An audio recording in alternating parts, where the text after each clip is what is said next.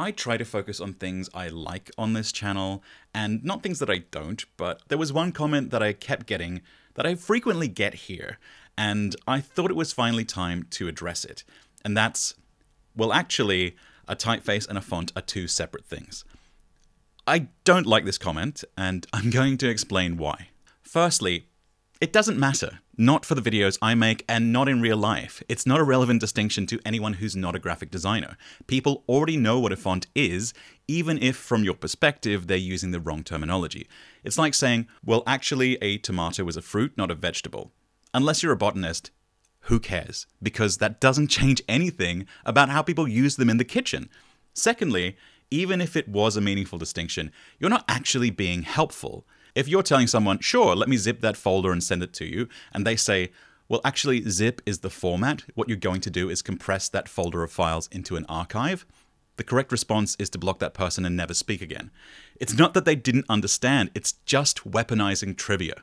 And look, I was certainly guilty of being that guy who would correct people on their terminology, especially when I was fresh out of university. But it was an ego move. I wasn't giving the history and context to people who were interested and engaged. I was trying to sound smart and feel special. And of course, I remain a pedant, and it is hard to resist the urge to correct people, but an underrated life skill, in my opinion, is knowing when to shut the f*** up, because all you're doing is alienating people.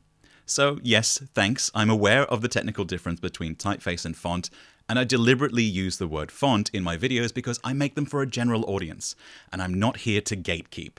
I want regular people to be interested in design, and people already know what a font is, and most have surprisingly strong feelings about them. I want to make them curious to know more about the craft and the stories behind them, instead of getting sidetracked in semantics. So finally, what's the definition these pedants give, and where does it come from? Usually it goes something like, well, actually, a typeface is a design that unifies a family of fonts, whereas a font is a very specific size and style within that typeface. So for example, Helvetica is a typeface, but 10-point Helvetica Bold is a font. And that is true, but really only in a specific historical context. So let's do a speedrun of the history of type. 1440, Gutenberg invents the first Western printing press, and there are minor changes over the next 4 centuries, but we basically end up with letterpress printing.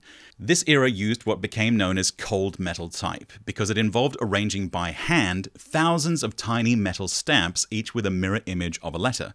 These metal pieces were called sorts, and they were stored in large wooden trays called type cases, which is where we get the terms upper and lower case from. A font, then, was a complete set of characters in a specific style and size. All the letters, numbers, punctuation, and symbols needed for printing a set amount of text in your given language. Large publishers needed multiple sets to print several books at once. So, for example, they might have 10 fonts of 9-point Garamond regular, but each was a distinct physical set of boxes. You could point and say, I need you to move that font over there.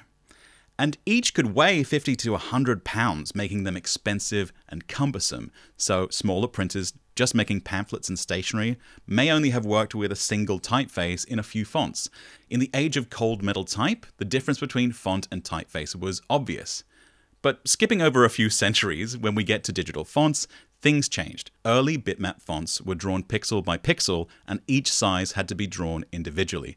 But the era of bitmap fonts was short. Vector fonts like TrueType and OpenType, which we all use today, are scalable to any size. This blurred the line between typeface and font, though usually each weight and style still had a separate file.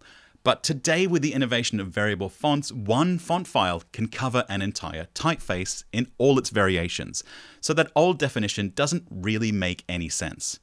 But the more important change is linguistic, not technical. The term typeface didn't really make the jump to the computer. Operating systems have a fonts folder, not a typefaces folder. Software programs have fonts menus, and HTML and CSS have font tags. There has never been a typeface file format, only fonts all the way down. And you can argue that much of what has been labeled font in user interfaces should have been labeled typeface, but that's also to argue that language needs to remain frozen at an arbitrary point in time. Today, typeface is jargon and font is the everyday term, and designers continue to disagree on the exact definitions of both, but many respected typographers agree it's pointless pedantry. And for me, it's a way less interesting thing to talk about than how fonts shape and reflect our culture and the stories behind them. So the next time someone leaves that comment, please go ahead and point them to this video.